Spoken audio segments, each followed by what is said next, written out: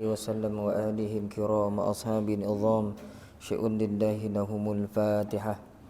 أعوذ بالله من الشيطان الرجيم. بسم الله الرحمن الرحيم. الحمد لله رب العالمين الرحمن الرحيم مالك يوم الدين إياك نعبد وإياك نستعين اهدنا الصراط المستقيم صراط الذين أنعمت عليهم غير المغضوب عليهم ولا الضالين آمين. أعوذ بالله من الشيطان الرجيم. بسم الله الرحمن الرحيم. الحمد لله رب العالمين والصلاة والسلام على أشرف الأنبياء والمرسلين وعلى آله وأصحابه أجمعين. اللهم يا عليم علمنا من علمك ما ترضى به عنا ولا تؤاخذنا بما تعلمه منا. يا عليم خلقنا بخلق العلم وحققنا بحقائق العلم. رب اشرح لنا صدورنا ويسر لنا أمورنا واحلل عقدة من ألسنتنا يفقه أقوالنا والحمد لله رب العالمين. أعوذ بالله من الشيطان الرجيم. بسم الله الرحمن الرحيم. السلام عليكم ورحمة الله تعالى وبركاته. الحمد لله والصلاة والسلام على رسول الله وعلى آله وصحبه ومن والاه. أشهد أن لا إله إلا الله وأشهد أن محمدا عبده ورسوله. قال رب اشرح لي صدري ويسر لي أمري wahlul 'uqdatam min lisani yafqahu qawli, amma ba'. Yang berusaha pengurusi surau beserta dengan ahli jawatan kuasanya, ashabul fadilah, tuan-tuan guru, tuan-tuan imam, ketua-ketua masyarakat, tuan-tuan haji, puan-puan hajah, tuan-tuan, puan-puan, hadirin, hadirat yang dirahmati Allah Subhanahu wa taala sekalian. Seperti biasa, tuan-tuan dan puan-puan, sama-sama kita ucapkan kesyukuran kehadiran Allah Subhanahu wa taala kerana kita masih lagi diizinkan untuk terus beribadah sampai ke saat ini. Mudah-mudahan jiwa ibadah kita, semangat ibadah kita sentiasa berkobar-kobar untuk kita menambahkan bekalan akhirat kita, untuk kita sentiasa rasa ingin memperbaiki ibadah kita dan juga hubungan kita dengan Allah Subhanahu wa taala. Mudah-mudahan semakin bertambah umur kita, hendaknya semakin bertambahlah keinginan kita untuk memperbanyakkan ibadah kepada Allah Subhanahu wa taala. Mudah-mudahan, Allahumma amin. Jadi malam ni tuan-tuan, seperti biasa kita menilik kitab Hayatus Sahabah oleh Al-Kandahlawi ni, dan malam ni kita tengok pada muka surat yang ke-52. Bagi yang ada kitab lah, berkisar masih lagi sekitar kisah tajuk khabar mengenai para sahabat Rasulullah sallallahu alaihi wasallam. Minggu lepas kita dah dengar satu riwayat. Hari ini kita ambil lagi satu riwayat, tuan-tuan dan puan-puan. Bismillahirrahmanirrahim. Diriwayatkan juga oleh Ibnu Abi Dunya dan Abi Araqah berkata, pernah aku salat bersama sahabat yakni Ali radhiyallahu anhu dalam salat fajar, salat subuh. Setelah bersalam ke kanan, maka beliau duduk sambil nampak pada wajah beliau rasa susah hati. Setelah sinar matahari telah naik di dinding masjid setinggi tombak, beliau bangun untuk menunaikan salat duha. Kemudian beliau berkata sambil membalikkan tangannya, demi Allah, sesungguhnya dahulu aku melihat para sahabat Rasulullah sallallahu alaihi wasallam, namun kini sudah tidak ada lagi yang menyerupai mereka. Ini kata Sayyidina Ali. Satu riwayat daripada Abi Araqah, kata dia pernah semayang dengan Sayyidina Ali karramallahu wajhah di satu solat subuh. Kemudian lepas Sayyidina Ali semayang subuh, dia bagi salam kanan, dia bagi salam ke kiri. Kemudian nampak pada wajah Sayyidina Ali tu ada nampak macam susah hati, kata Abi Araqah ni. Kemudian Abi Araqah ni ikut lagi Sayyidina Ali ni bila matahari naik ke dinding masjid sekadar segalah setinggi tombak, kata Abi Araqah, Sayyidina Ali bangun. Dia buat solat duha. Dia sembahyang duha pula. Kemudian Sayyidina Ali berkata, demi Allah, kata dia, dulu sesungguhnya dahulu aku melihat para sahabat Rasulullah SAW. Dulu kata dia duduk-duduk macam ni, selalu nampak sahabat-sahabat Nabi SAW sama-sama ibadah. Tapi hari ni kata Sayyidina Ali dah tak ada lagi dah yang sama macam mereka tu. Tak ada sama dah. Mereka itu adalah orang yang tekun dalam beribadah. Pada muka dan kaki mereka nampak tanda mereka sebagai ahli ibadah. Kata Sayyidina Ali. Muka tu tahu, nampak, pandang, kenal dia ahli ibadah. Pada pagi hari mereka bersama-sama berzikir kepada Allah. Mereka seolah-olah sebatang pohon yang bergerak ketika ditiup angin. Sama-sama berzikir. Ni merujuk kepada mungkin sahabat-sahabat tu ketika berzikir menghayun-hayunkan badannya. Kata Sayyidina Ali, macam pokok yang bergerak kena tiup angin. Macam tu ya sahabat-sahabat Nabi tu. Sambil menangis sehingga pakaian mereka basah kuyup akibat titisan air mata. Ni sahabat-sahabat dulu kan, yang subuh, duha, zikir ramai-ramai, sambil menangis. Kini sudah tidak ada lagi orang yang seperti mereka, kerana mereka telah lalai. Tu zaman Sayyidina Ali. Kata Sayyidina Ali, sekarang tak ada lagi dah, kata dia, orang-orang macam sahabat Nabi dulu. Kerana orang dah mula lalai daripada ibadah. Kemudian Sayyidina Ali bangun dan mulai hari itu tidak kelihatan lagi beliau ketawa sehingga beliau terbunuh di tangan Ibnu Muljam Al-Fasik. Kan Sayyidina Ali dibunuh kan, ditikam dari belakang ketika solat. Kan orang nak bunuh dia.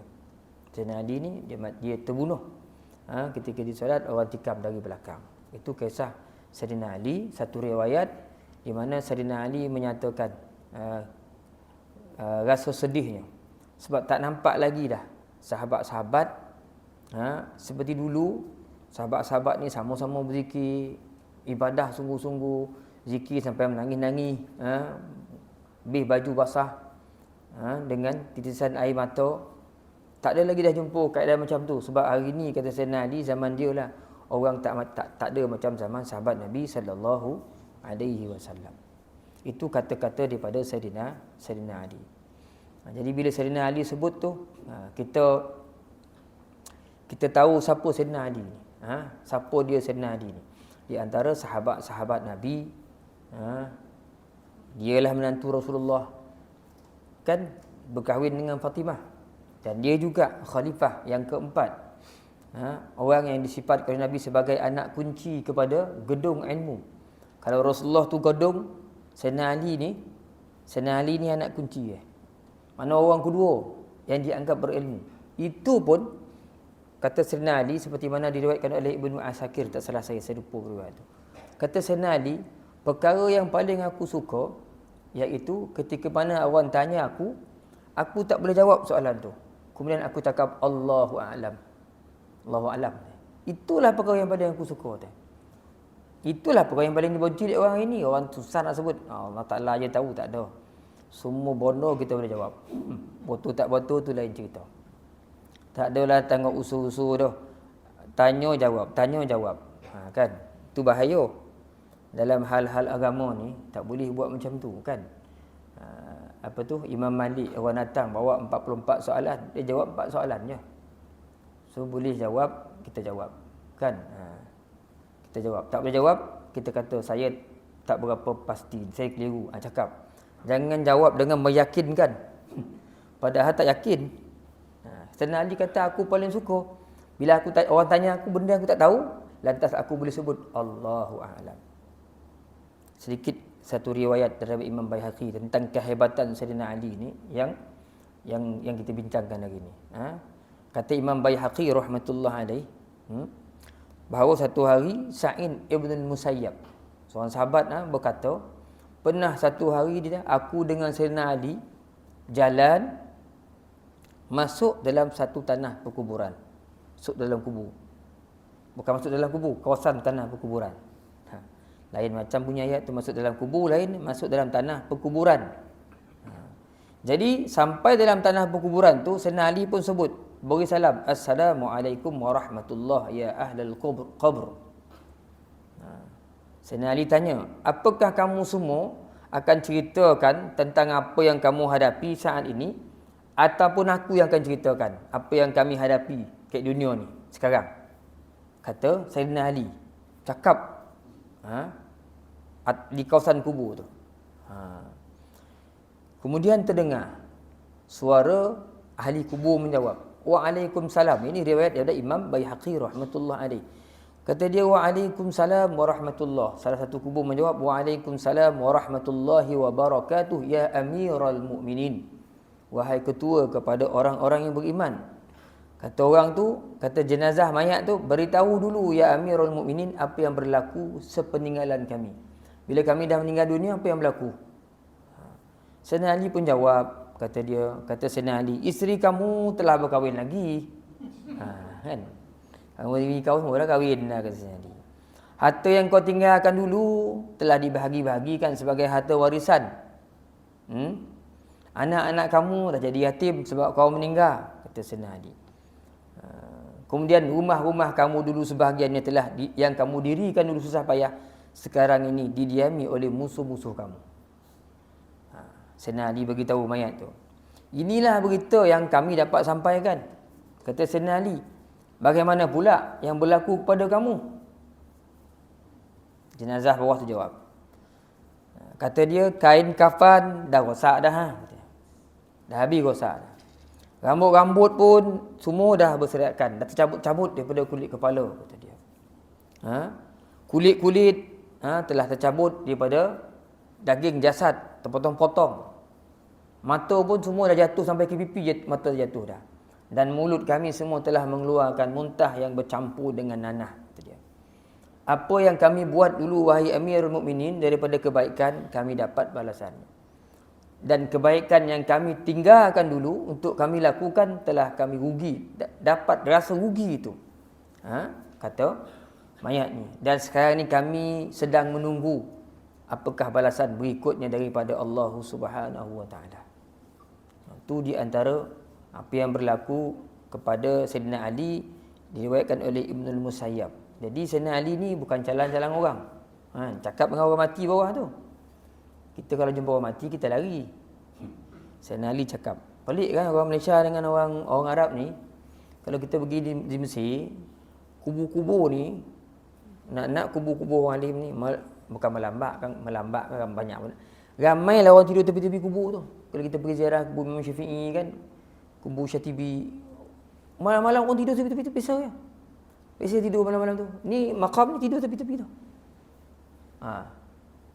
Kita tak ada tidur tepi kubur. Mungkin kubur tu bukan orang alim kan. Kau bangun di cokik kita tak. Itu kubur orang alim, Imam Syafi'i, orang nak ambil berkat ke apa tak tahulah, orang tidur tu biasa. Pemandangan yang biasa tidur di kawasan makam ni, kubur-kubur ni. Biasa. Saya pun pelik juga tuan. Saya berjalan kat sini malam-malam pukul 2 pagi, takut tu ada. Kek Mesir pukul 2-3 pagi tak ada rasa apa pun. Macam Kek Mesir tak ada hantu. Pelik juga, kenapa perasaan tu lahir macam tu, saya pun tak tahu. Tak ada rasa apa. 2-3 seseorang jalan lorong golok-golok, tak ada rasa apa. Takut pun tak. Balik Malaysia ni baru 7 malam dah takut nak pergi belakang rumah, tengok pokok pisang nampak macam jembalang. Tengok daun pisang jatuh daun pisang koreng tu, rasa rambut pontianak. Macam-macam bodoh tu keluar. Cik Muasir bangun 3-4 pagi jalan seorang-seorang tengah jalan tu, tak ada rasa apa-apa. Tak tahulah tuan, mungkin bumi tu sendirilah, mungkinlah. Bumi orang alim, dia tak rasa apa. Malam tu tuan, kalau bulan puasa ni macam siang. Masjid ni terang benda orang. Orang keluar masuk, kita pun siang ke malam ni malam. Ibadat, yang baca Quran, yang solat. Satu perkara yang tak dapat, tak jumpa lah di Malaysia ni tuan-tuan dan puan. Kan? Jadi itu yang berlaku di tanah-tanah Arab lah. Jadi Sayyidina Ali dia kecewa sebab tak jumpa lagi dah para sahabat. Kerana dia ceritakan di sini bahawa nak beritahu kita sahabat dulu-dulu hebat-hebat ibadah dia membanding orang hari ni. Betul ke? Nak tahu betul tak betul, kita tengok sedikit tersorot sikit riwayat-riwayat bagaimana mengisahkan ibadah para sahabat Nabi sallallahu alaihi wasallam. Satu riwayat daripada Imam Mujahid rahmatullah alaihi. Kata Imam Mujahid, Sayyidina Abu Bakar ni dia guru pada Abdullah bin Zubair. Abdullah bin Zubair ni ngaji. Abdullah bin Zubair sahabat Nabi belajar daripada Abu Bakar, Sayyidina Abu Bakar, cara semayang. Macam mana Abu Bakar semayang, macam itulah Abdullah bin Zubair bin semayang. Dan Abdullah bin Zubair ni ikut Sayyidina Abu Bakar. Sayyidina Abu Bakar pula ikut Nabi sallallahu alaihi wasallam. Kata Imam Mujahid rahmatullah alaihi, kalau Sayyidina Abu Bakar ni dengan Abdullah bin Zubair ni aku lihat bila dia berdiri solat semayang, dia macam kayu yang terpacak kukuh. Tak ada gorak-gorak macam tu je. Macam tu. Macam tu. Kata Mujahid. Kita gorak tak kukuh kat ni. Ada gorak-gorak kan? Dia tak macam tu pojab je. Kata Mujahid. Sehingga ada riwayat mengatakan Abdullah bin Zubair ni kok dia semayang. Dia belajar daripada Sayyidina Abu Bakar, jadi ikut tok guru dia. Kalau dia semayang, kadang rukuk itu panjang betul. Apa kata dia ni ada getak kan tu. Rukuk panjang, sujud panjang, tak bergorak-gorak sehingga riwayat menyebutkan burung boleh hinggap kat belakang bila dia rukuk. Itu kan? Burung pun hinggap. Sebab burung confuse. Patung kau orang ni, patung kau orang bila lama tak gorak dah, burung pun hinggap. Ketika dia ibadat, nak cerita panjang rukuk itu, panjang sujud itu. Sayyidina Abdullah bin Zubair ni. Dan dia pernah solat Abdullah bin Zubair ni dalam musim peperangan semayang, tiba-tiba peluru menjenik kan, macam nasi besar yang begitu. Batu besar tu tembak kena tempat masjid semayang tu. Boom. Jadi pecah dinding tu. Dia semayang ni Abdullah bin Zubair ni, pecah dinding tu. Kemudian serpihan batu dinding tu pecah, terpelanting melayang kena di antara halkum dengan bahagian halkum dan janggut dia. Sini. Tok sini. Dia macam tu dia semayang. Tidak terjejas sedikit pun, sampailah dia rukuk, sujud panjang sampai dah habis semayang. Sedikit pun tak pendekkan solat dia. Nak cerita itu macam mana sahabat dulu semayang. Batu kena bom sini. Kita tak payah batu, automatik yang nyamuk pap sekali. Itu bukan batu tu, sikit tu. Tak tahu bosan mana, bukan anak panah tu. Kocik batu mana tangan lah tu jarum. Dia automatik tangan tu pap sekali. Ini kena sini. Batu, lentingan batu tu kena antara halkum dengan janggut dia. Bom. Dia semayang macam biasa. Rukuk dia panjang, sujud dia panjang, sampailah dia habiskan solat. Siapa tu? Sahabat Abdullah bin Zubair. Jauh bona standard kualiti solat dia dengan kita. Riwayat lagi. Abdullah bin Zubair ni, dia semayang. Semayang. Sebelah tu anak dia tidur. Hashim namanya. Hashim bin Abdullah. Anak dia tidur sebelah tu. Ketika dia semayang tu, jatuh gugur daripada rumah itu, atap rumah itu, ular seekor. Jadi ular ni bolit anak menjoritlah anak ni, menjorit-jorit. Dia semayang tak rasa apa-apa. Mayah.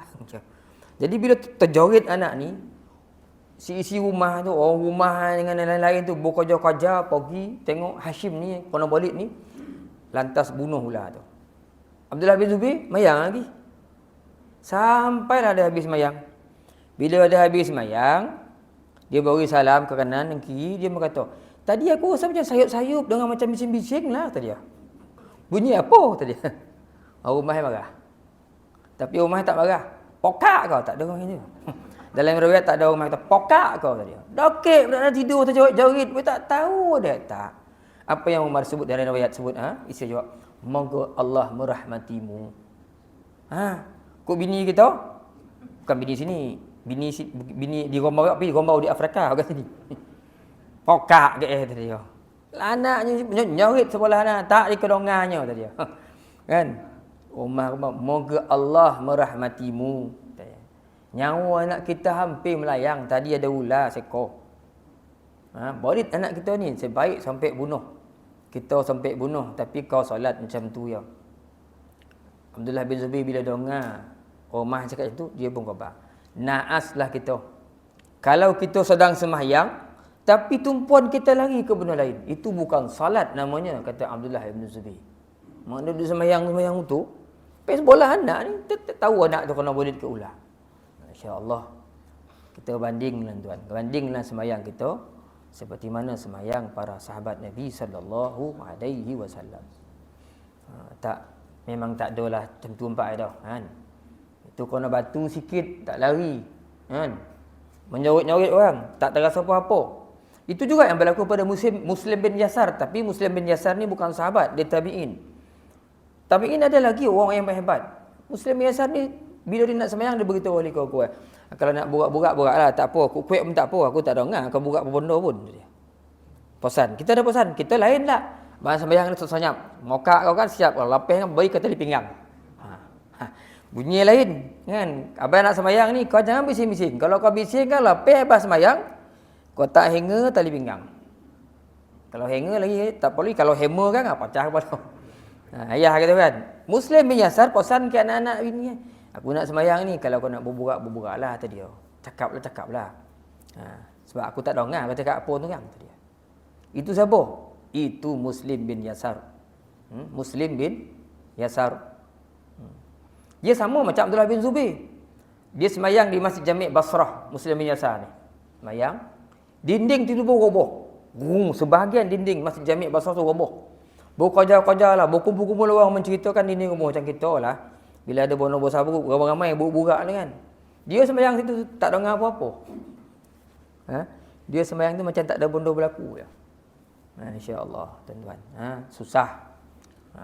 Kita cerita ni sebab Sayyidina Ali kata tak ada lagi sahabat-sahabat macam dulu punya solat. Dulu punya ibadah. Hari ni kita tengok deretan bagaimana solat-solat para sahabat, ibadah para sahabat Nabi radhiyallahu an. Dan satu riwayat Rasulullah balik daripada orang hari malam. Rasulullah rotih benar, Rasulullah nak rehat. Nak rehatlah. Bila nak berehat, Nabi pun pesan pada sahabat-sahabat yang ada dalam balik daripada perang tu, katanya kita rehat di sini. Tetapi semua tak boleh tidur. Nabi tanya siapa nak berkawal malam ni? 2 orang lah. Maka ada 2 orang sahabat yang rela untuk berkawal pada malam tu. Seorang nama dia Abbad, Ammar bin Yasir. Ini daripada golongan Muhajirin. Seorang lagi Abbad bin Bishir daripada golongan Ansar. 2 orang. Jadi malam berkawal lah Abbad ni dengan Ammar ni. Jadi Ammar ni berkawal dulu. Abbad ni berkawal dulu. Sahabat daripada golongan Ansar ni. Engkau wahai Ammar, kau tidur dululah. Apa-apa hal kan aku kejut engkau. Kita buat shift lah ni. Aku jaga dulu. Kan petukang kau lah jaga. Jadi Abbad ni bila malam 2 orang tinggal, Rasulullah kata, kau berkawal di atas bukit ni sebab aku rasa kalau musuh nak datang, dia akan datang daripada arah sana, kata Rasulullah. Maka Abbad pun sembahyang di tempat yang telah ditentukan oleh Nabi Muhammad sallallahu alaihi wasallam. Abbad ni. Jadi ketika dia solat tu, datang musuh. Mengondap-ondap tengok ada orang berdiri daripada kejauhan. Maka dipanahnya. Bum. Kono. Bila panah tak bergerak. Tegak sembahyang lagi. Tadi kok kita nyamuk pun dah macam ni ah. Kok kita kono panah sekali tak tumbang mengelupur aduh hidup je menyorit kan. Kan? Pam, kono dia pun cabut perlahan, dia buang. Bila musuh tengok air tak bergerak, on tak mati kau kena panah. Panah kali kedua. Bum, dia pun cabut lagi. Di mayang. 3 kali dia kena panah. Kali ketiga dia kena panah, dia cabut, dia buang dan dia solat. Dia solat, rukuk, sujud sampai dah habis dia kejutkan Ammar. Bila Ammar bangun tengok dah darah-darah. Ulama menyebutkan bahawa ketika itu ulama hadis tidak bahaskan apakah hukumnya ketika itu solat darah mengalir. Kita tak bincang di sudut itu. Nak bincang sahabat pada ketika itu, keadaan bagaimana dia solat. Bila Abbad dah kena panah, dia tunggu sampai dia habis solat baru dikejutkan Ammar ni. Bila Ammar bangun tengok, masya-Allah, kenapa tak kejutkan aku, kata dia. Tadi wahai Ammar, kata dia, ketika aku solat, aku baca surah Al-Kahfi. Tak ada inna atoina dah. Inna atoina kejap kan 3 ayat. Al-Kahfi, tuan-tuan. Surah Al-Kahfi baca. Kan? Jadi aku baca surah Al-Kahfi tu tak habis lagi. Kahfi tu panjang. 3 Tiba-tiba pacak panah kata dia. Jadi aku memang dah berniat, aku takkan sujud selagi tak menghabiskan surah tu. Dah betul-betul habis surah Kahfi tu baru aku rukuk sujud habiskan solat. Masya-Allah sahabat Nabi. Kan? Kata Ammar, kenapalah tak wujudkan aku, dah berdarah-darah dah abad pada ketika itu. Ini bentuk bagaimana keadaan salat para sahabat Nabi radhiyallahu anhum. Jadi bila kita tengok, kita baca keadaan sahabat-sahabat Nabi ni tuan-tuan, kita pulang angkat diri kita balik. Macam mana ibadah kita dengan Allah Subhanahu Wa Taala? Macam mana kesungguhan kita? Macam mana khusyuk kita? Ini semua kita kena lihat balik, tengok balik. Memang jauh sangatlah seperti mana yang dilakukan oleh para sahabat Nabi radhiyallahu anhu. Memang tak pernah berlaku memang kita macam ni kan. Inilah yang berlaku. Dan suatu hari pernah anak kepada Sayyidina Umar yang bernama Abdullah bin Umar, dia ceritakan bagaimana keadaan sahabat-sahabat Nabi di zaman Nabi Muhammad SAW. Bagaimana tanggapan mereka mengenai solat. Solat tu macam mana kat dia? Kata Abdullah bin Umar, satu hari dia berjalan ke pasar. Ketika itu waktu solat nak masuk sangat. Hampir dia masuk. Sampai di pasar, masuk waktu solat. Kedengaran azan dikumandangkan. Bila sampai itu, semua sahabat Nabi tutup kedai. Tutup kedai masing-masing. Sehingga kata Abdullah bin Umar, inilah yang Allah Ta'ala maksudkan. Rijalun la tulhihim tijaratun wala bay'un an zikrillah wa iqamis salah wa ita'iz zakah yakhafuna yawman tataqallabu fihi alqulub wal absar. Kan? Kata Abdullah bin Umar. Inilah yang Allah Ta'ala maksudkan. Para lelaki yang la tulhihim tijaratun wala bai' an zikrillah. Inilah dia golongan yang Allah Ta'ala sebut, para lelaki yang mereka tidak dilalaikan oleh perniagaan mereka, jual beli mereka daripada mengingati Allah, menunaikan salat, bayar zakat. Mereka takut di hari mana boleh berbolak-baliknya hati dan pandangan, mana hari kiamat. Mereka takut. Jadi bila azan kumandangnya, tutup salat. Ini perbuatan para sahabat dulu. Solat di awal waktu. Diorang azan tutup. Mereka tak sibuk dengan perniagaan. Seperti mana yang berlaku hari ini kan. Kita meniaga juga. Orang meniaga. Tapi azan masih orang bawah tu. Orang lalu lalang tak tahu pun. Kadang tak ada mana-mana. Tak ada mana-mana pun. Saja-saja jalan dekat kedai-kedai itu. Nak beli tu, nak beli ni. Boleh aja berhenti kejap. Pergi semayang. 4 rakaat je. Bukan 40 rakaat. Tu kembalilah kita menguruskan urusan dunia. Tapi tak boleh orang hari ni laksanakan. Sebab itu sebenarnya kita tak ada dah orang macam sahabat Nabi ni. Dulu sahabat-sahabat Nabi, bila semayang ni orang tua akab dia nak semayang. Menunggu-nunggu bila lagi nak semayang. Bila lagi nak semayang. Apa pun urusan mereka akan tinggalkan bila dikumandangkan azan. Ini yang disebut oleh Abdullah ibnu Umar, tuan-tuan. Abdullah ibnu Umar. Sebab itulah Sayyidina Ali bila dia konang-konangkan balik, tak ada zaman tu dah. Tak ada zaman tu dah, kata dia. Hari ni orang telah lalai. Jadi Sayyidina Ali bangun daripada solat itu, dia pun pergi. Lepas tu, kata Abi Araqah ni, tak nampak lagi Sayyidina Ali diketawa. Sampailah dia dibunuh oleh Ibnu Muljam. Itu riwayat yang pertama, tuan-tuan. Kemudian dalam riwayat yang lain, Abu Nuaim telah meriwayatkan daripada Abu Saleh berkata, Dirar bin Damrah Al-Kinani telah masuk ke dalam majlis Muawiyah. Jadi kalau tuan-tuan perasan, kita tak bahaskan panjang lebar dalam kitab Tauhid pun ceritakan, suatu ketika dulu pernah berlaku peperangan di mana Muawiyah dengan Sayyidina Aisyah berperang dengan Sayyidina Ali. Kita tak tahu apa sebab peperangan tu. Dalam kitab-kitab Tauhid pun kita tawakuf, kita tak bahaskan. Kita tak berpihak kepada Aisyah sebab dia tu isteri Rasulullah. Muawiyah sahabat Nabi. Kita menentang Sayyidina Ali. Kita pun tak menentang Sayyidina Ali. Sebab Sayyidina Ali tu memang Rasulullah, berperanglah dengan makmum tua kan, Sayyidina Aisyah. Jadi apa sebab berlaku ni? Kita tawakuf. Istilah tawakuf ni kita tak payah bincangkanlah. Kita tak tahu apa sebab berlaku zaman tu. Biarlah. Jadi dalam riwayat Abu Nuaim ni kata dia, Abu Saleh berkata, Dirar bin Damrah Al-Kinani telah masuk ke dalam majlis Muawiyah. Dirar ni tak salah dia penyokong Sayyidina Ali ni. Jadi dia masuk dalam majlis Muawiyah. Muawiyah ni perang Sayyidina Ali dulu. Jadi Dirar bin Damrah Al-Kinani masuk. ke majlis Muawiyah. Muawiyah berkata kepadanya, sifatkanlah kepadaku mengenai peribadi Ali. Kata Sayyidina Muawiyah kepada Dirar bin Damrah, kau tolong cerita sikit bagaimana peribadi Ali ini. Lalu Dirar berkata, apakah engkau tidak akan marah kepadaku?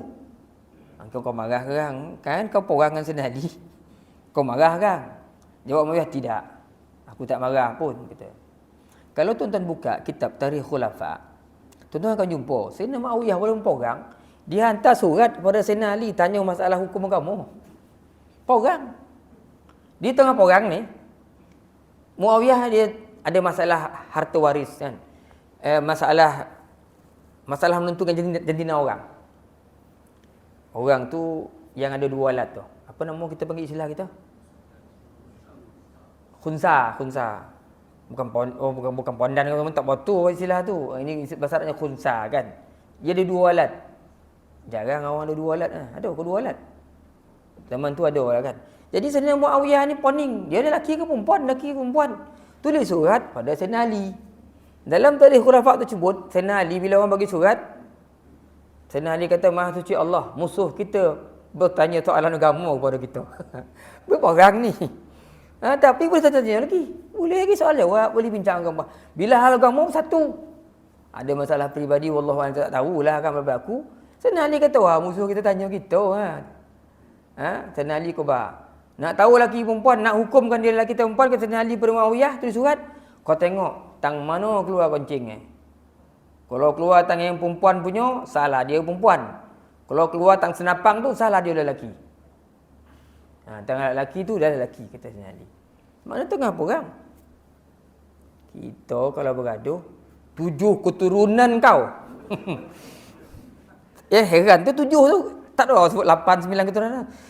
Weh, bahaya tu nombor 7 ni. 7 keturunan kau dah ingat, kata dia. Jangan kau jajak tanah ni. 7 keturunan. Tak tahulah kenapa 7 tu yang terkenal. 8 tak ada, 9 tak ada, 7. Jauh kan. Jadi Muawiyah tanya kepada Dirar macam mana? Maka dijawab, Dirar berkata, ketahuilah bahawa Ali itu adalah seorang berpandangan jauh. Sebut jauh bunyi. Ya, biar dia habis tu.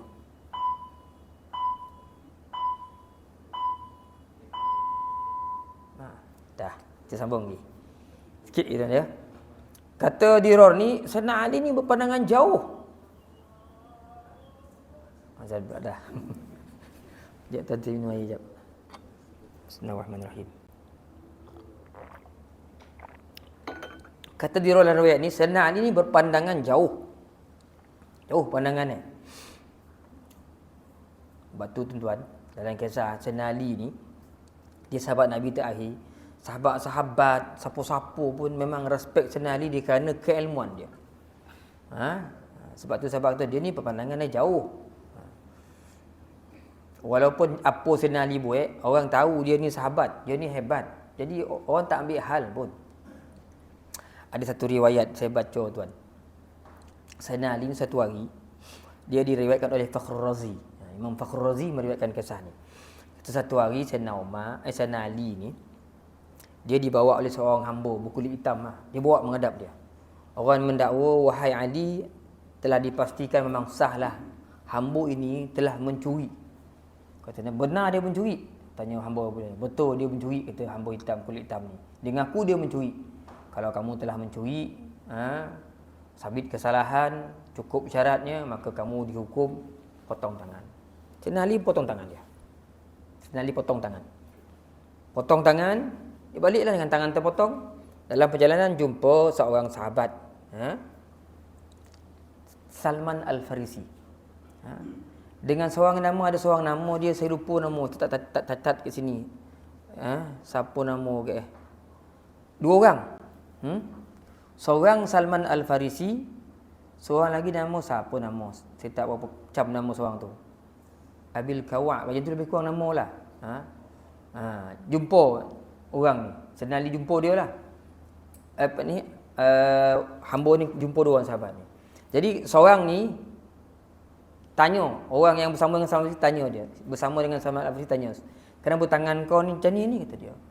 Siapa yang potong? Tangan aku telah dipotong oleh Amirul Mukminin, menantu kepada Rasulullah, isteri kepada Fatimah.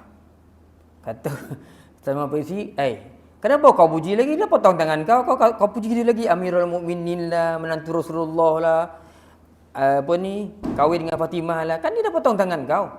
Kata hamba yang mencuit tadi, yang potong tangan ni, kata dia, aku berterima kasih kepada Sayyidina Ali tadi, pada Ali, kerana dia telah menyelamatkan aku daripada sesaan api neraka. Aku mencuri tadi.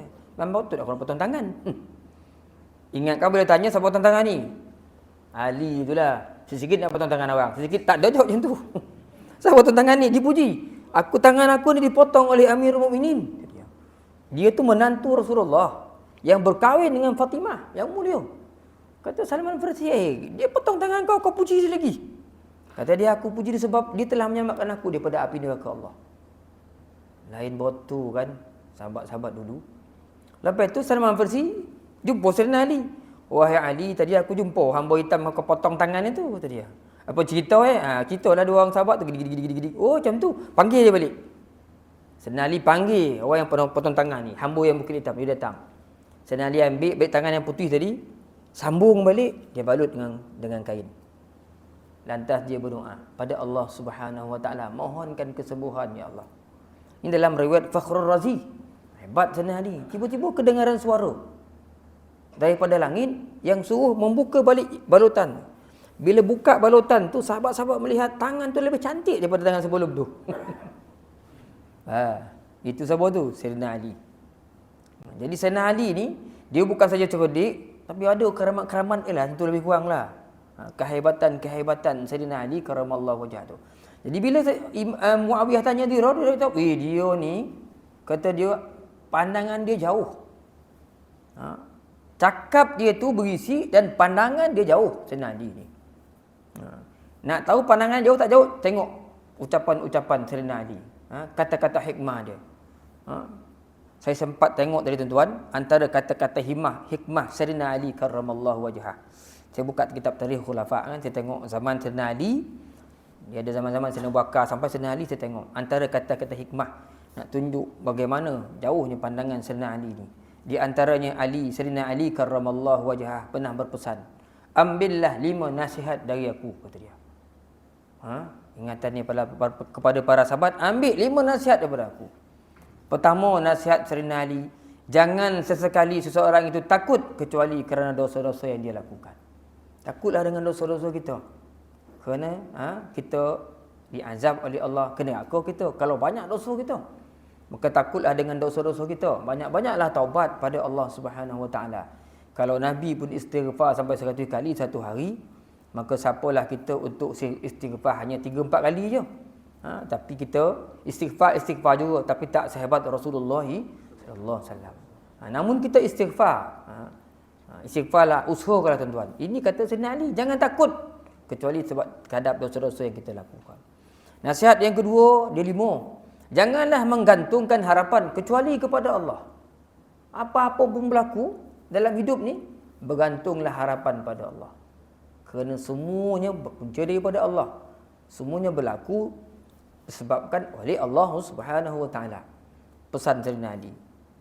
Ketiga, janganlah orang yang tidak berilmu merasa malu untuk belajar. Kita tak tahu, jangan malu nak belajar tuan-tuan dan puan. Kan? Pergilah belajar. Sebab ilmu ni, Islam ni tertegak dengan pengembangan ilmu ni. Wahyu isi dia apa? Kalau bukan ilmu, bimbingan, panduan, pedoman, ilmu. Nabi pun siang malam, pagi petang menyampaikan ilmu, mengajar ilmu. Jadi Sayyidina Ali pesan, jangan orang yang tak berilmu ni merasa malu. Jangan malu nak belajar. Kita tak tahu kita belajar. Yang keempat, kata Sayyidina Ali, janganlah orang yang tidak mengetahui merasa malu untuk mengatakan Allahu a'lam. Allah Ta'ala saja yang tahu. Jangan semua dia rasa dia tahu. Semua bodoh dia tahu. Sampai orang naik marah nak tengok tahu dia tu.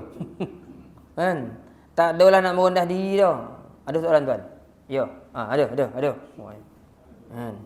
Dia tak cakap lah tuan. Sebab tu saya selalu sebut, ada soalan tuan. Dapat jawab, saya jawab. Kalau tak dapat jawab, saya hutang dulu. Sebab kita bukan tahu semua benda. Kan, kau boleh bayar cash, kita bayar cash. Kau ada duit. Kau tak ada duit, kita hutang lah. Ni semua. Bab ekonomi dia jawab, bab politik dia jawab. Semua bab dia jawab. Sampai bab nganyam kutupek pun dia jawab. Padahal daun kelapa pun tak pernah pakai. Pegang. Kutupek ni banyak jenis tadi. Kutupek sate, kutupek bawang, kutupek jantung, kutupek tudung saji. Betul tuan-tuan? Ya tuan-tuan, saya belajar mana tu saya cakap. Pek sate ada 2 jenis. Pek jantung, satu jantung yang tajam tu, kek PD sebelah tu. Ekor kat belakang tu bermain porang-porang, isi batu baling kawan tajam tu kalau kau luka. Sate, jantung, bawang, pek pergi, tudung saji. Ekor 2 macam tudung saji ni. Pori tu pek pergi. Semua benda dia tahu. Macam tu nyampah lah orang sudah tengok Bab manusia tak macam itu. Pasti ada benda yang kita tak tahu. Jadi kata Sayyidina Ali, jangan malu. Kalau tak tahu sebut ya Allahu a'lam. Itu yang Imam Malik seperti mana saya sebut awal-awal tadi. 44 soalan, 4 yang dijawab. Itu ada tercatat dalam kitab Kasyfus Syubhah, tak salah saya. Ada. Tak ada orang alim tak malu lah nak berkatakan mereka tak tahu. Yang kelima kata Sayyidina Ali, sesungguhnya sabar bagi iman tu macam kepala dengan badan. Sabar tu kepala, iman tu badan. Kalau hilang sabar, hilanglah iman. Kau orang tak sabar ketika tu orang tu tak beriman, kata Sayyidina Ali. Macamlah kalau kepala hilang, apa makna lagi badan? Tak ada makna dah badan tu. Jadi iman dengan sabar dengan iman ni, sabar tu ibarat kepala pada jasad, iman tu macam badan, kata Sayyidina Ali. Kalau orang tak sabar, makna ketika itu hilanglah keimanan dia. Orang beriman dia pasti sabar. Macam kepala dah losap, memang badan tak ada apa-apa guna lagi, kata Sayyidina Ali. Itulah yang diriwayatkan oleh Sa'id Ibn Mansur. Jadi ini riwayat, yang 5 perkara riwayat ni dia ambil daripada riwayat Ibn Sa'id Ibn Mansur dalam kitab Sunan dia, tuan-tuan dan puan. Dan Sayyidina Ali pernah sebut, ada 7 perkara. Nak kita orang pandangan Sayyidina Ali tu jauh. Kata dia 7 perkara ni kalau berlaku kat manusia, ini memang daripada syaitan. Kata Sayyidina Ali, 7 perkara berlaku, biasa berlaku dalam hidup kita ni, berlaku 7 perkara ni kata Sayyidina Ali, itu adalah daripada syaitan. Banyak-banyaklah kita ta'awuz, a'udzubillahi minasyaitonirrajim. 1, marah yang keterlaluan. Orang marah sebenarnya kalau kita tengok dalam kitab penawar bagi hati tu kan, Syekh Abdul Qadir Amandili tu, bila dia marah tu sebenarnya syaitan sedang membakar-bakar api kemarahan dalam badan dia. Sebab tu dia naik ke muka, bongkak-bongkak uik panis, bongkak-bongkak uik nampak menyalur muka Jadi kemarahan tu daripada syaitan, kata Sayyidina Ali. Sebab itu bila orang marah, dia tak ingat masa tu. Sebab syaitan dah menguasai dia. Kita yang dokek ni, sabar tuan, sabar. Syaitan ni, dia berdiri suruh duduk. Dia duduk suruh baring kan. Itu Nabi ajar. Jangan dia suruh berdiri suruh mengambu. Memang bersilat dia kan. Kok dia tengah duduk tu orang marah, jangan bagi dia bangun. Orang marah dia akan bangun. Jangan bagi dia bangun. Suruh duduk. Duduk je, duduk. Kok dia bangun sekarang, dia buka sila lincah, habis kita. Kan? Kata Sayyidina Ali, kok marah betul-betul tu, syaitan tu. Jadi orang yang ada macam tu, kulkan sahabat tu. Sejukkan sahabat tu. Sebab syaitan sedang menguasai dia. Yang kedua, bersin yang terlalu keras. Menyambur semua keluar. Habis COVID-19 keluar, habis semua satu masjid kono. Bersin kuat betul lah, itu memang daripada syaitan. Dia jolok, kata bersin. Kata Sayyidina Ali, itu daripada syaitan. Kemudian, ketiga, menguap yang terlalu keras. Menguap tu sampai nampak anak tokak ni. Mulut tu boleh masukkan tomatom satu. Dia menguap tu, tak ada tutup. Tu kan memang setan. Sebab tu Nabi ajar bila menguap tutup mulut tu. Takut kamu mungkin bosan tak tahu. Kecil, tutup. Bosan apa tu? Lupa tu kan. Nampak anak tokak tu. Memang salah daripada syaitan. Kata Sayyidina Ali. 4, muntah-muntah. Bila berlaku muntah-muntah, kalau dalam perubatan Islam kan ada hari dalam doa tu, ayat penahan tu, jangan bagi muntah tu keluar. Bila muntah-muntah ni pun daripada syaitan. Yang menjolok-jolok perut kita. Enggak jolok muntah kita. Kata Sayyidina Ali tu daripada syaitan. 4 perkara. Jadi bila benda-benda ni berlaku, syaitan ni kita ta'awuzlah. Fasta'iz billahi minasyaitonirrajim kan. Kita berlindung dengan Allah Taala. Yang kelima, bila hidung berdarah.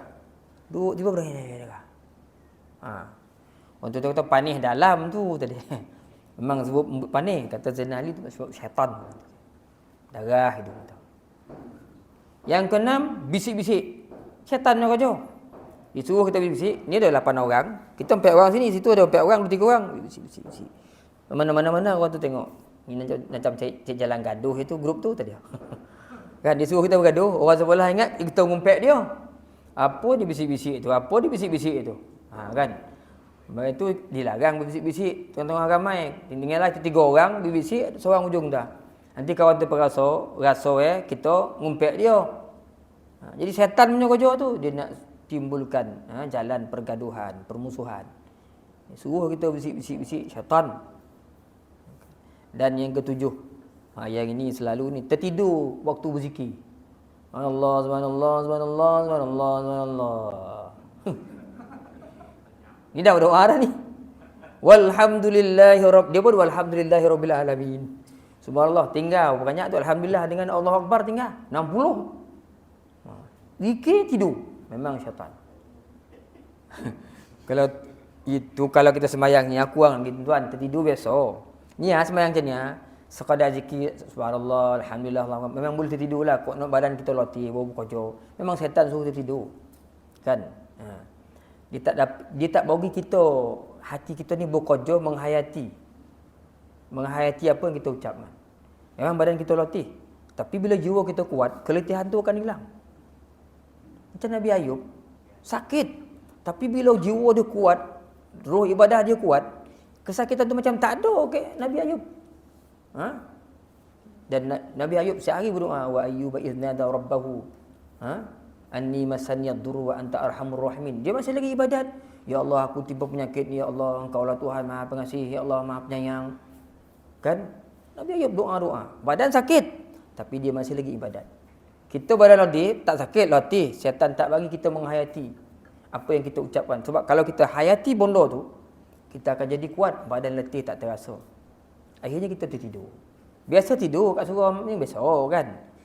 Itu biasa. Yang polik tu kalau kita pergi majlis zikir. Kan kalau fikir rasah tu kan. Itu Tok Syekh memang kalau Allah yarham Syekh Faiz tu pakai mikrofon, suara dia bukan kocik-kocik. Allah Allah Allah Allahu Allah Allahu Allah. Dia orang kiri kanan tu gogar tu. Zikir beramai-ramai tu kan. Orang Allah Allah Allah dia boleh.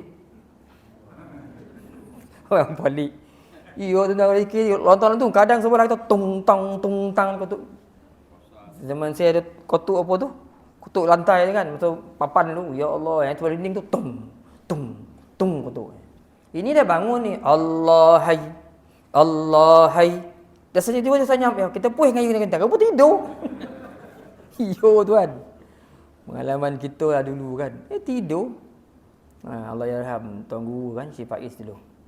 Kita dengar suara kat depan ni, suara besar ni. Kita duduk belakang lambat sampai. Dia ni, Allah Allah Allah Allahu Allah. Dia berdiri, Allahu Allah Allahu Allah Allahu Allah. Kita wallahu Allah. Tengah senyap, tak dengar apa-apa dah. Pap tepuk belakang tu. Zikir tidur. Dah belakang ni. Dah kat belakang diam. Bila pula kalau ni.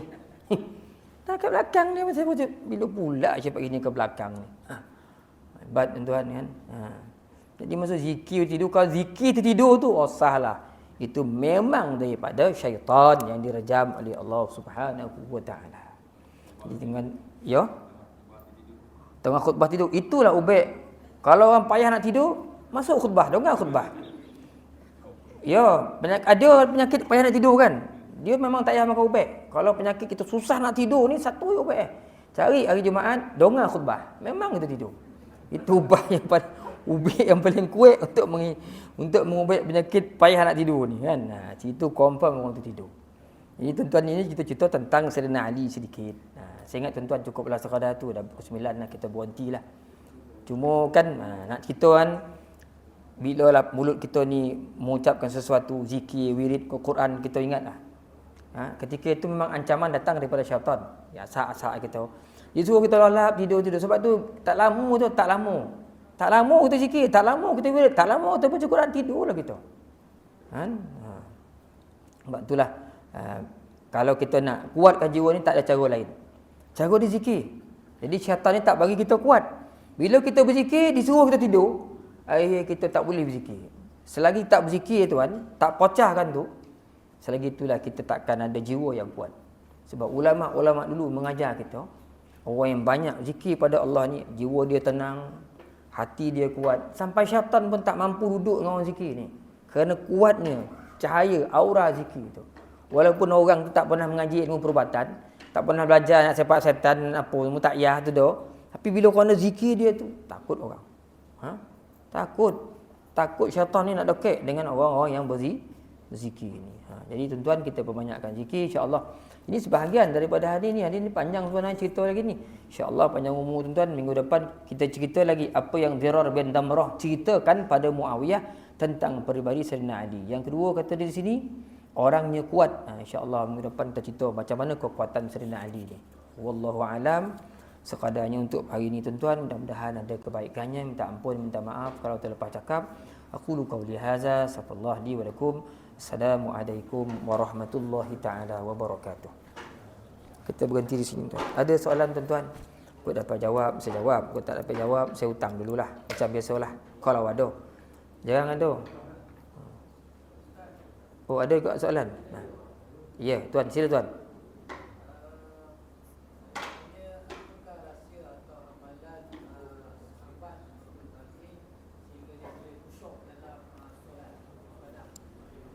Adakah rahsia atau amalan sahabat-sahabat sehingga dia boleh khusyuk dalam solat? Bagus soalan. Sekejap tuan ya, saya tulis dulu, Kang terlupa pula Kang. Ada tak, soalan saudara kita, sahabat kita, ada tak amalan-amalan sahabat-sahabat Nabi dulu sehingga dia boleh khusyuk dalam solat? Saya tuan-tuan tak jumpalah sahabat-sahabat Nabi ni cerita rahsia dia apa-apa. Cuma cerita sahabat khusyuk dalam solat tu banyak.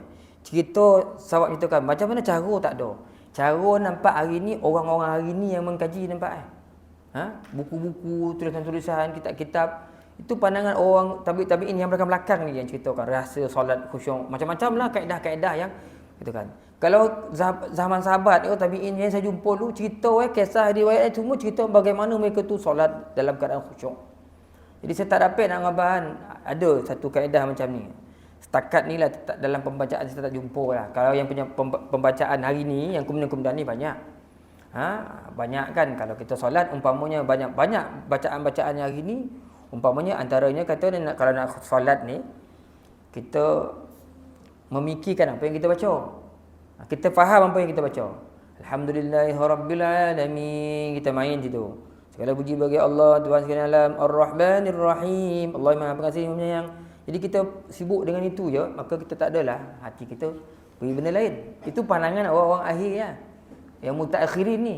Kalau kita ada tak tip-tip sahabat bagi macam mana untuk khusyuk? Setakat ni lah yang macam baca, cuma cerita sahabat khusyuk je. Tip-tipnya orang hari ni yang buat. Ambil wuduk dengan betul. Kemudian jangan keadaan berkoja-koja ke tempat solat. Kan salawat sebelum solat. Ini antara tip-tip untuk khusyuk yang orang bagi. Saya ingat salawat. Kalau dulu tuan saya masa di Ahmadi dulu, guru-guru saya memang sebut kita akan baca salawat beramai-ramai sebelum solat. Dia tak ada datang solat azan tu solat dia tak. 5 minit sebelum azan kita akan solat. Salawat. Sampai hari ni saya ingat salawat tu. Allahumma salli ala Sayyidina Muhammadin abdika. Itu. Engkau ini orang buat kan? Itu.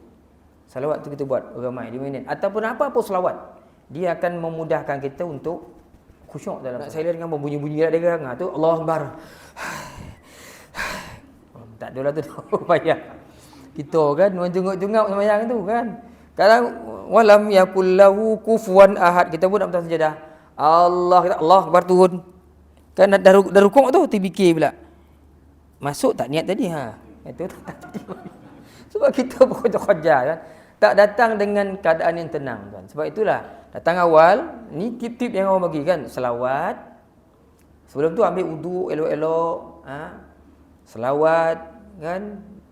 Bila semayang kita itu yang setakat saya yang paling ampuh. Kata Dr. Syekh Nurdin Al-Banjari dalam satu kuliah yang saya ikuti dia kata dia memanglah kita sunat memandang ke tempat sujud. Sunat. Dia kata sunat pandang sujud, mana korang pandang jangan lolap. Kata Syekh Nurdin, saya ingat dia cakap dalam satu pengajian ni, kalaulah dengan melelapkan mata itu kita boleh khusyuk, maka kita elok melelapkan mata. Tapi jangan lelap mata masa badan latih. Badan latih buat kerja lelap mata. Kawan dah 2-3 rakaat kita masih dekat pertama tak habis-habis. Jadi nak lelap mata ni tengok situasi badan kita. Memang lelap mata ni memang boleh khusyuk tak. Kita tak nampak apa-apa. Lelap. Tapi badan masa tu badan tu sihat. Jangan badan latih. Kalau badan latih memang awal lah sama 3 orang, kita masih satu lagi. Daripada kita mandang je ni. Bila kita nampak sebelah lalu. Lambik lah cik kasih hari ni. Bercakap tidur lah lambik. Ya kan pandang. Tengok tak sajadah. Ini macam bukan made in Pakistan ni, daripada China ni. Ponang kasar nampak je. Itu je macam kan. Kan? Lalu lah sebelah tu. Wih, datang lah dia hari ni cik ni. Banyak cerita lah. Jadi kita lolap. Kan? Minyak wangi. Minyak wangi pula tak? Cerita pula ni minyak wangi ni mesti ni. Ini mungkin Firdaus ni kau ni. Apa ni? Yasmin tu tengok. Sebab tu tuan-tuan kita lolap. Samping tu kita menghayati bacaan. Jangan lolap jam tu ya. Alhamdulillahirrabbilalamin. Ar-Rahmanirrahim. Main ayat tu. Ataupun kita tiru sembahyang tabi'in Hatim bin Asam kan. Hatim bin Asam bila solat, dia duduk, dia berdiri. Dia pun letak beritahu hatinya, sekarang ni awak sedang berdiri di atas titian siratul mustaqim. Di kanan awak syurga, kiri awak neraka. Kalau awak tak betul-betul berdiri, awak akan jatuh dalam neraka ni. Depan awak, belakang awak ada malaikat maut. Habis sembahyang ni, malaikat maut akan cabut nyawa awak. Dan sembahyang ini merupakan sembahyang yang terakhir awak buat. Jadi bila dia rasa sembahyang tu sembahyang terakhir, dia berdiri atas titian siratal mustaqim, ada neraka syurga ni, maka dia akan solat dengan sungguh-sungguh. Itu tip yang Hatim Al-Asam bagi, bukan sahabat. Okey? Kalau bolehlah kita cuba amalkan. Wallahu a'lam, tuan-tuan sekadarnya. Cukuplah kan? 9 minit. Aku qauli hadza, sallallahu alaihi wa lakum. Assalamualaikum warahmatullahi taala wabarakatuh.